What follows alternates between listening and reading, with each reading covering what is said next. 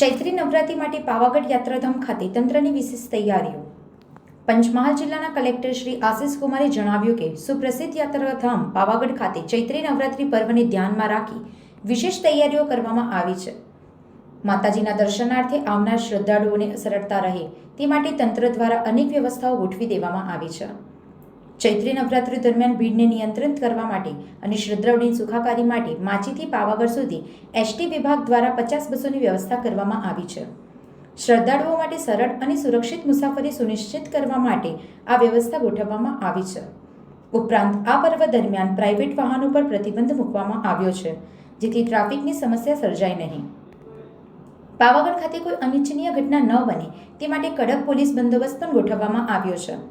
મંદિર પરિસર અને આસપાસની જગ્યાઓમાં કાયદો અને વ્યવસ્થા જાળવી રાખવા માટે પોલીસ તૈનાત રહેશે. તેમજ શ્રદ્ધાળુઓ માટે પાર્કિંગની વ્યવસ્થા, પીવાના પાણીની સુવિધા અને અન્ય જરૂરી સુવિધાઓ પણ ઉપલબ્ધ કરવામાં આવી છે. તંત્ર દ્વારા ચૈત્રી નવરાત્રી દરમિયાન શ્રદ્ધાળુઓને શ્રદ્ધાપૂર્વક અને સુખમય રીતે માતાજીના દર્શન થાય તે માટે તમામ વ્યવસ્થાઓ ગોઠવવામાં આવી છે. રિપોર્ટર ભરતસિંહ રાઠવા, પાવાગઢ, પંચમહાલ. આ અંગેની વધુ વિગતો તેમજ સમાચારો અંગે જોતા રહો B1 ન્યૂઝ વડોદરા.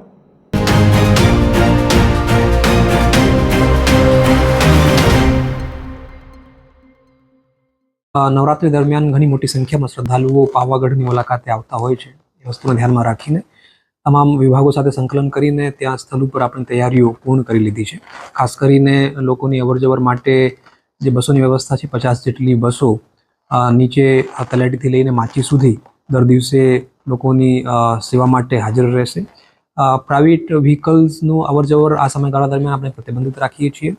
સાથે સાથે બસ સ્ટેન્ડ ઉપર અને માચી ઉપર પણ એસટી ડિપાર્ટમેન્ટે જે લોકોની મોટી સંખ્યામાં જે લોકો આવવાના છે એના માટે વ્યવસ્થિત લોકો બસનો ઉપયોગ કરી શકે એના માટેની વ્યવસ્થાઓ બંને જગ્યાઓએ પૂર્ણ કરી છે. એની સાથે સાથે પોલીસનો બંદોબસ્ત પણ ગોઠવાઈ ગયું છે. એટલે મોટી સંખ્યામાં લોકો આવતા હોય છે, કોઈ પણ પ્રકારનો બનાવ ન બને એના માટે પોલીસની તૈયારીઓ પણ પૂર્ણ થઈ ગઈ છે. સાથે સાથે ટ્રાફિક જે આવે એના માટે પાર્કિંગની તૈયારીઓ આપણે કરી લીધી છે. સાફ સફાઈની વ્યવસ્થા, લોકોના માટે પીવાના પાણીની વ્યવસ્થા સંબંધિત અધિકારીઓ સાથે વ્યવસ્થિત અને વિસ્તૃત ચર્ચા કરીને એની પણ વ્યવસ્થાઓ આપણે પૂરી કરી આપી છે. એટલે મને ખાતરી છે કે નવરાત્રી દરમિયાન જે મોટી સંખ્યામાં શ્રદ્ધાળુઓ પાવાગઢની મુલાકાતે આવવાના છે એ શ્રદ્ધાળુઓને કોઈ પણ પ્રકારની તકલીફ ના પડે એના માટે તંત્ર તૈયાર છે.